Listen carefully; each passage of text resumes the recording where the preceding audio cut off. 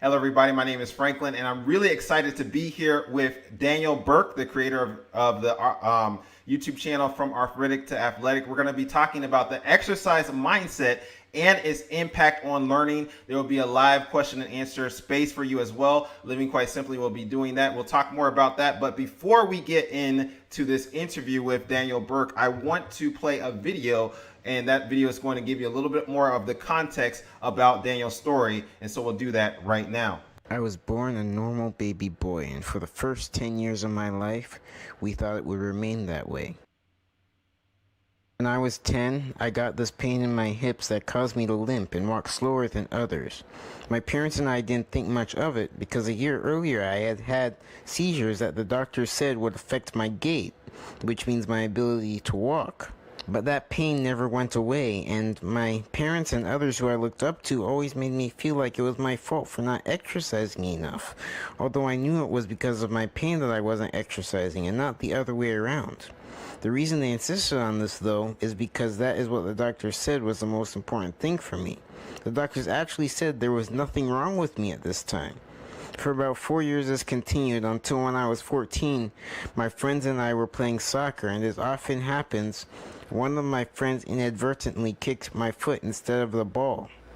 I immediately was in severe pain, and by the next day the foot had swelled up. We thought it was just a normal injury until I had to go out to feed the dogs one day, and by the time I got back inside the house, both my feet had swelled and were painful. We had no idea what was going on, and neither did the doctors. As time went on, my pain in both places got worse until I couldn't walk on my feet because they were so painful. So we got a wheelchair, and by this time both feet were about double or maybe even triple the size they were supposed to be. They hurt so much that even a light tap would cause them to worsen and bruise. During this time, a period of about 2 years, we were trying everything to help make me better. Light therapy, physical therapy, hot and cold contrast therapy, but nothing was working. It was also during this time that I was diagnosed with juvenile rheumatoid arthritis. Last time, we talked about how I improved a great deal. I even started walking without the walker for good periods of time at home. This next week, though, would be an even greater test, because at the end of the week, I was supposed to attend a wedding, and I really wanted to walk without the walker for that. And I was confident that by the end of the week, I would be able to be rid of the walker for good. After that, I kept on walking, trying to keep my legs straight, and everything seemed to be on an upward trajectory.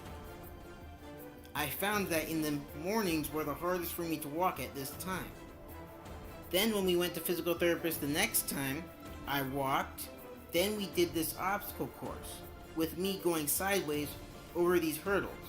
Then a sideways step up, then hurdle. Then sideways step up, then hurdle. I did this relatively easily. All right, and again, like I said, we're going to be able to talk with Daniel Burke, the YouTuber of the YouTube channel From Arthritic to Athletic, and I believe that he has a very good story to share with us today and give us some motivation and encouragement, because I think that if you are here at First 1,000 Hours, you want to have goals, right? You want to have language learning goals, and sometimes to have those goals, you need to be organized, you need to be planning, and exercise fits with that as well as it helps with learning. And I just want to remind you that Living Quite Simply will take your questions and they will feed that to us. And so Living Quite Simply has a channel as well, and they have a pretty interesting video on homeschooling. And so what I'm going to do is I'm going to put a link right up here. So if you want to click that link, you can. And then you can also find a description in the YouTube video of their channel as well. So Daniel Burke, I'm going to put you on here, and I want to thank you so much for being here. And my first question to you is, how does exercise impact one's ability to learn new things? Well, to me, exercise helps in just giving you the mindset to learn new things. For instance, in exercise, it will be tough, it will be hard sometimes, but you need to have determination to continue and to achieve your goals in the same way that you would need that same sort of determination to achieve your goals in learning. That's just how I look at things. Okay. All right. And my other question to you is, how did you get to the point of being in the wheelchair at such a young age? And I think before you answer that question, what I like about this, and talking to you specifically, is because we can talk about having a lot of different challenges to exercise. I've done things like that as well. I've talked about my challenges, but you had a lot of challenges like we're going to get into, but you're able to overcome them, by God's grace, and it's amazing what you're doing on your channel. So again, the question is, how did you get to the point of being in a wheelchair at such a young age? Okay, so basically what happened was when I was 10, I started getting these hip pain, hip problems, knee problems, even foot problems after a while. And we weren't sure exactly what was going on, but after several years, I was diagnosed with juvenile arthritis, and so we kept on treating that for a while, but we weren't sure what was causing it until fairly recently we found out it was Lyme disease that was causing it. So I guess to answer your question, how I found myself in a wheelchair at such a young age, I guess it was because I came down with Lyme disease at such. Okay. All right. And so I have another question for you, and that is, how has it felt to be in a wheelchair and then later having to use a walker to walk? And how long were you using a wheelchair and a walker? Basically, when I was sitting in the wheelchair, it felt like I was watching life through a window. Like I could watch people do things. I could maybe interact with them by talking to them, or just basically watch them do things that are physically active. Watch my family work in the garden. Watch people play tag. Watch people play soccer. But I couldn't do anything. I couldn't interact with them at all. So it felt like I was watching life pass by through a window when I was in the wheelchair. Using the walker, I was able to interact a little bit more, but it was still extremely tough and actually more painful because I was actually attempting to move. Okay. So that was pretty much how it felt. But to tell you the amount of time, the first time I was in a wheelchair for two different times. The first time I was in a wheelchair for about 2 years, and then I got out of the wheelchair, used a walker for about 6 months before I was able to walk again. And then last year I was in a wheelchair again for basically the entire year, and then I used the walker for about the first 3 months of this year to get back onto my feet. Yeah, I remember seeing you. So I not only have I seen you on YouTube and I've been following your channel, but I've seen you in real life, and I have seen firsthand some of your struggles. Obviously, I'm not you, so I don't know about all of your struggles, but it's amazing to see you, be in a wheelchair, walker, like you said, and then go back to, being able to walk, and then go back to the wheelchair. So sometimes when people even see on your videos, they just see a little small piece of some of the experience that you've had. But all right, so I have another question for you, and it's this one. It is so it says you've had health challenges for a while. So what has kept you going to seek exercising and to improve your health in general? All right, so basically what has kept me motivated throughout this whole time was hope that I would get better, faith that God would heal me. That was pretty much what kept me going. There were times when I would come close to losing hope and become much more demotivated or depressed, but that hope would always still be burning, even if dimly, and that's what kept me going on. All right. Well, one of the things I like about your channel is you even named it. I saw when you joined First 1,000 Hours, and it was called. I'm sorry, when you subscribe to First 1,000 Hours, I kind of look at when people join channels and all this. But you titled your channel From Arthritic to Athletic, and if I'm not mistaken, that was the time when you were still in a wheelchair. Is that correct? Yes, I was still in a wheelchair when I titled that video that. Okay, so but you had the faith to look beyond your circumstances and see that, by God's grace you could get better in time. And I think that's kind of still the same mindset of even language learning, where we could be at one state of where we're at right now, but it's good to to try to not just look at your challenges, but see your opportunities and seek to get to a further level in language learning, and that's the same with exercise and all that as well. Okay, so my question as well here is, when you were in the wheelchair, did you ever think you would be able to run again? And I want to show some of these videos here because there are things of you actually getting to the point of being able to run, right? And to be able to jog in a treadmill and all this. But did you ever think you would get to the point of running again? When I was in the wheelchair, yes, I did think it was possible. And I did think it would happen, but as time went on and the pain got worse or didn't get better, that hope kind of diminished to the point where I was thinking maybe I would just be able to walk normal again, or something to that effect, and maybe running was out of the cards for me. But the hope didn't ever leave. It was just that I necessarily expecting it to happen. Okay. All right.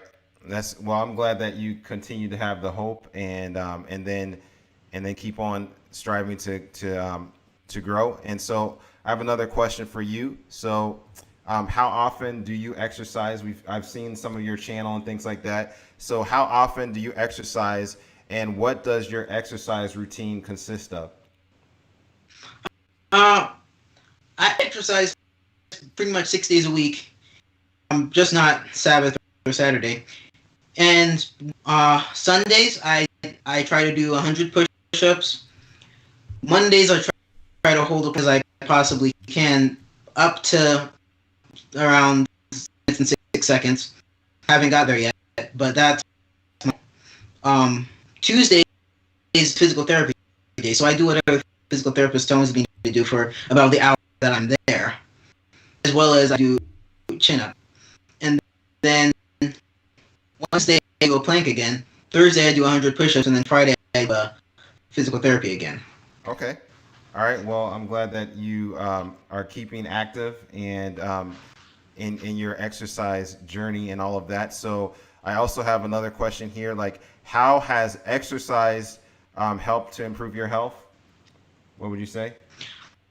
All right. So my pain was caused by a systemic problem, and once we got that problem under control, my pain decreased, but my joints were incredibly stiffened from lack of movement, and were incredibly weakened from lack of movement as well. So the physical therapy and the exercise helps me to regain movement in those joints and strengthen those muscles to allow me to continue, as well as I was all around just not very fit, so I would run out of breath easily and stuff like that. Exercise helped me to regain those parts of me. All right. Well, I'm glad that helped, and so now I think that one of the reasons why I wanted to bring you on here onto First 1,000 Hours is because I've talked about me seeking to be more organized, me seeking to be, having more structure so I can reach my language learning goals and things like that. And then also I wanted to fit exercise in there. And people know, if they've been following me and looking at some of the things I've said, many times I've talked about how I have been struggling in that area. And so you having so many different challenges, but by God's grace, overcoming those challenges, what would you say to someone like me or to myself to help me to, to be consistent in these exercise routines and to really get to a good level in my exercise and be consistent? All right. So basically, what I would say is try to imagine what it is that you want to accomplish through exercising. What are you looking to achieve? Are you looking to achieve more strength? Are you looking to achieve better endurance? Are you looking to achieve just a better physique? What are you looking to achieve? Or perhaps you're wanting to overcome some sort of challenge that you have. Maybe it's a problem with your gait, or the fact that you're in pain, or something to that effect. Once you figure out what you want to achieve, then you have something concrete to work towards, and you can see what your progress. if I was simply exercising for exercise sake, I wouldn't be at all consistent. But because I have the goal of being athletic, of um, being fully pain free and better, that's how I can continue to be consistent, even if I remember at 9 o'clock at night that I haven't done my push-ups. Okay. So you're saying that there needs to be, a bigger perspective than just saying, okay, I need to exercise at this time. I need to really be thinking about maybe, the goals, long-term goals, or where I want to be what is it? I need to think about what is the impact of this exercise routine long term, and have a long term vision. That's what you're saying I should do. Exactly. And make sure that it's something concrete. Make sure it's not something like an idea. Make sure it's not an idea of I want to be healthy or something to that effect, because you won't ever see the progress of that. You have to make sure it's something much more concrete, like I want to be able to move 500 pounds or something to that effect. Okay. All right. That's awesome. So I'm wondering, Daniel, do you have any any exercise goals to that regard that you want to maybe share? All right. Yes, I do. For instance, I have my first goal currently is to get to do 100 push-ups, 100 chin-ups, and a 6 minute and 6 second plank. Each different days, obviously, but like without stopping. So like do 100 push-ups in a row, and on the days I do the chin-ups, do 100 of those in a row. And the days I hold the plank, hold it for 6 minutes and 6 seconds, proper form, just completely. Once I reach that goal, my goal will shift. Obviously, assuming that I'm pain free by then, my goal will shift to gaining the average athleticism by the normal standards of measurement of the average D1 athlete. Okay. All right. So you're actually specific. You went into great detail talking about where you want to go. It's not just you want to do some exercise. It's not just you just want to be from arthritic to athletic. You are very specific, and so I'm really thankful for you telling us about that as well. Okay. So I am.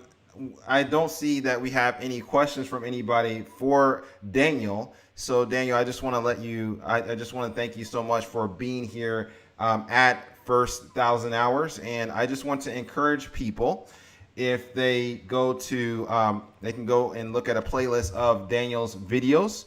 And so I put some of the playlists of what Daniel has done on this video that you can go ahead and click, and there will be also link in the description of this video as well. And there also will be a video that YouTube recommends, and I hope to see you in the next video.